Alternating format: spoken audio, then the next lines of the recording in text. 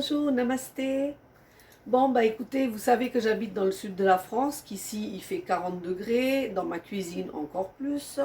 Et c'est très difficile d'imaginer des recettes qui font envie en ce moment, à part des choses très très frais. Aujourd'hui, j'ai choisi une recette végétarienne qui pourrait faire envie, même par cette chaleur, parce que c'est une recette de légumes.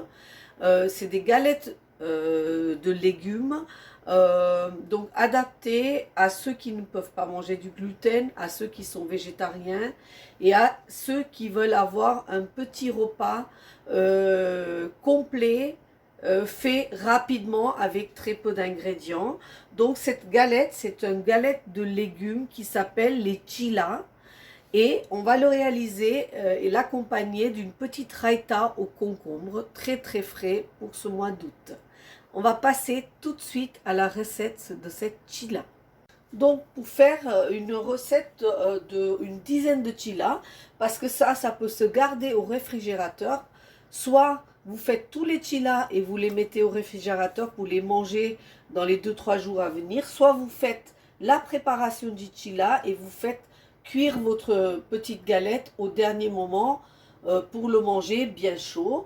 Donc pour ça, j'ai pris une courgette, une carotte, un oignon, un beau morceau de chou-fleur.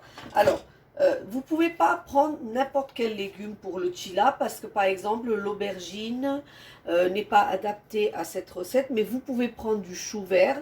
Ce n'est pas la saison, mais en hiver vous pouvez faire avec du chou vert aussi. Vous pouvez mettre la pomme de terre. Vous ne mettez pas de poivron. Voilà, il y a certains ingrédients qu'on ne met pas dans le chila. En attendant, je vous donne le chila que je fais moi le plus couramment. Donc moi je mets courgettes, carottes, chou-fleur, oignons, gingembre, beaucoup de coriandre, un beau piment vert, du sel, de l'huile de cuisson, prenez pépins de raisin ou l'huile de tournesol, l'huile que vous souhaitez utiliser, l'huile de noix de coco, celle que vous voulez. On prend une bonne tasse de farine de pois chiche. Je vous montre cette farine. La farine de pois chiche que je l'utilise énormément parce que moi-même, je n'aime pas beaucoup manger des choses aux farines. Mais farine de pois chiche, ce n'est pas des gluten. Et c'est une source de protéines pour les végétariens. Donc voilà, tout ça c'est pour faire le chila. Vous avez vu qu'il n'y a pas d'autres épices dans cette recette. Par contre, pour faire la raïta, tout simplement, un yaourt nature, un demi-concombre, le sel et un petit peu de miel. Voilà, et un demi-citron pour donc la raïta qu'on va faire au concombre pour accompagner cette chila. Maintenant, on va passer à la recette.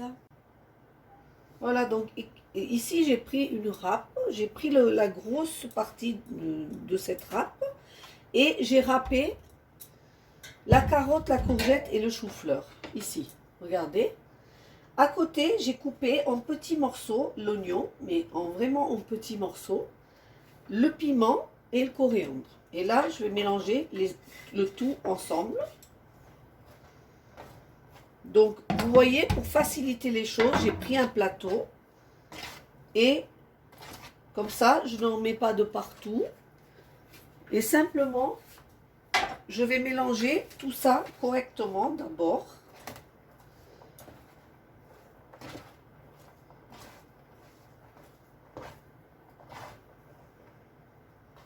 Donc, vous faites pareil si vous avez un grand plat. Donc vous voyez, vous allez avoir pas mal de chila avec ces ingrédients-là. Vous salez. Donc ça sera beaucoup plus simple de saler là. C'est pareil que de saler dans votre plat par la suite. Alors moi, c'est vrai que dans le chila, normalement, on ne met rien d'autre. Mais moi, je vous laisse l'option si vous le souhaitez. Moi, je mets un tout petit peu de curry. Une cuillère à café de curry. Je trouve que ça donne un goût très agréable. Si vous n'avez pas envie de mettre ce curry, vous ne le mettez pas. Hein, parce que vous avez envie peut-être d'avoir juste la saveur de tous les légumes. Ensuite, je prends un récipient Donc j'ai choisi de travailler sur mon plateau simplement et je verse ma farine, ma tasse de farine de pois chiches.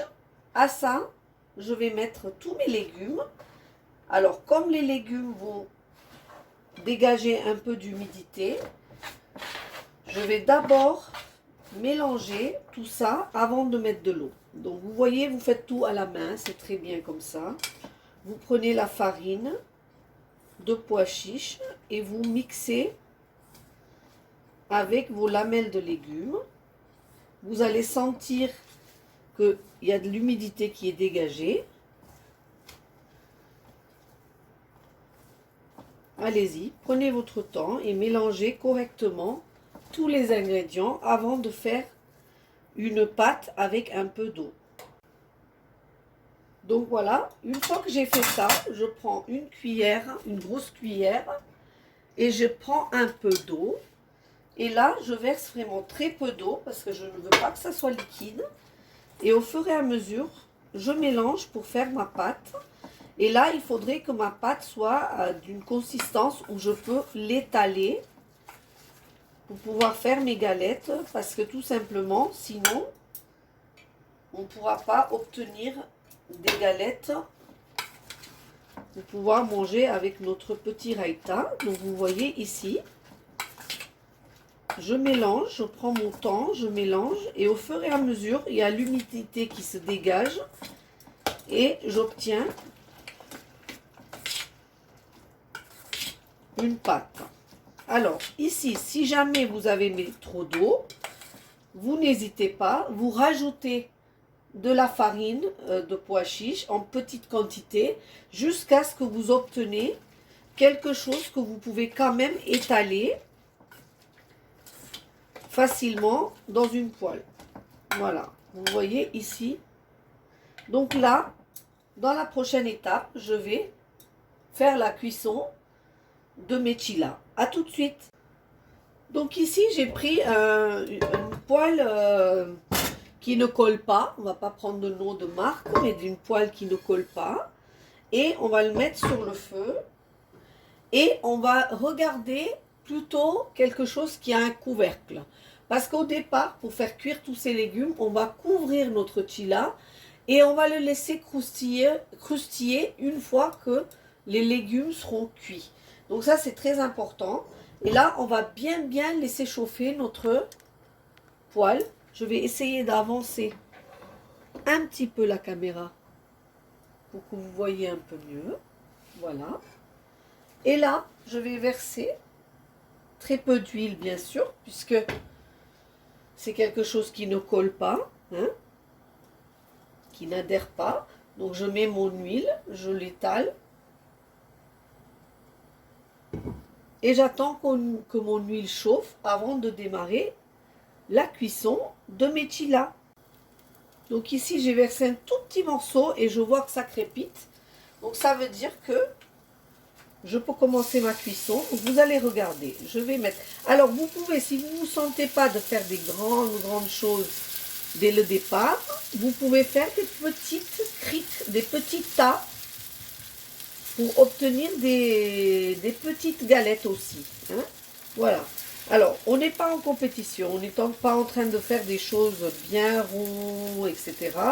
Le tout, c'est que ça soit super bon. Donc là, vous voyez, tout de suite là, je baisse le feu et je couvre le chila pour permettre à mes légumes de cuire. Et pendant ce temps-là, on va préparer la raïta. Donc ici, je prépare ma raïta de concombre. Pour ça, je prends un yaourt nature. Et je le verse dans un bol.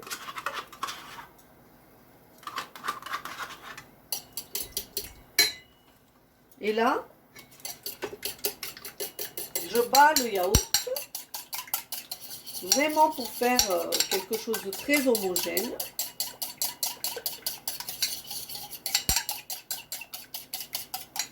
À ça, je mets une pincée de sel. Donc le jus d'un quart d'un citron, ça suffira.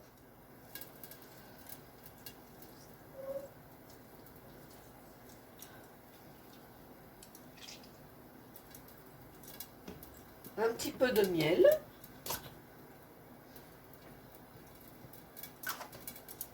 Et je bats de nouveau.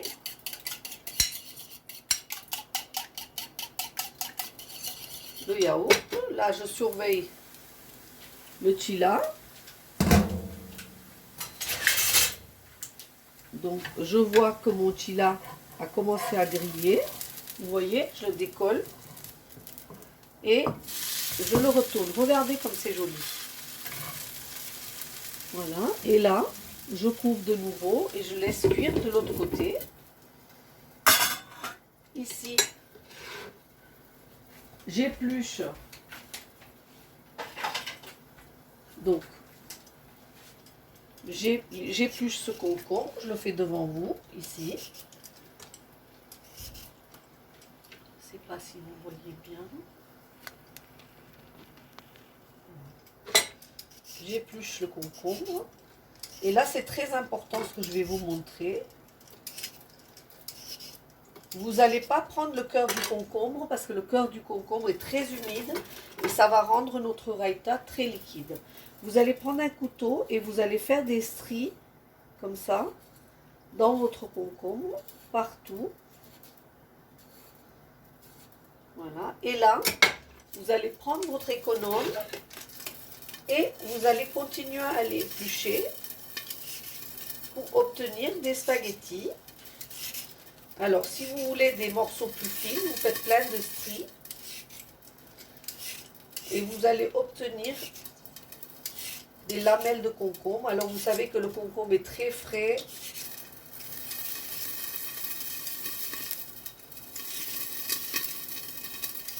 Et moi, comme je cuisine beaucoup, j'utilise le cœur de la courgette.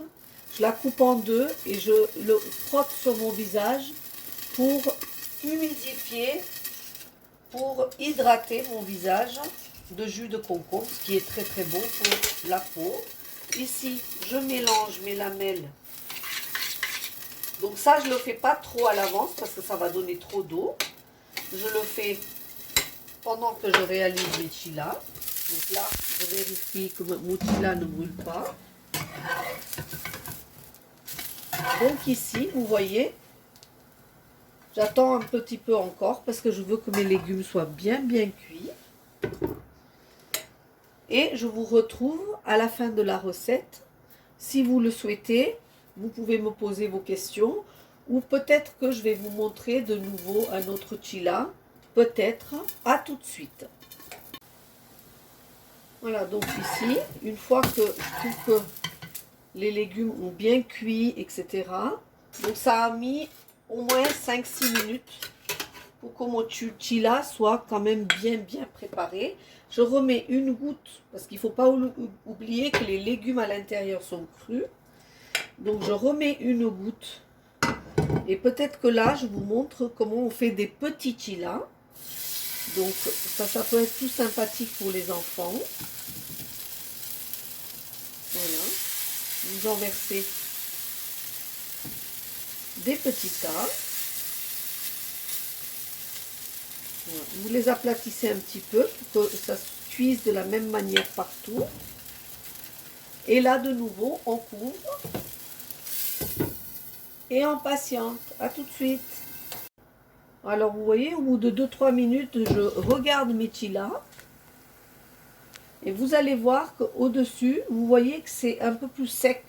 Donc, ça veut dire que l'humidité des légumes est en train d'être pris par la cuisson et qu'ils sont en train de cuire.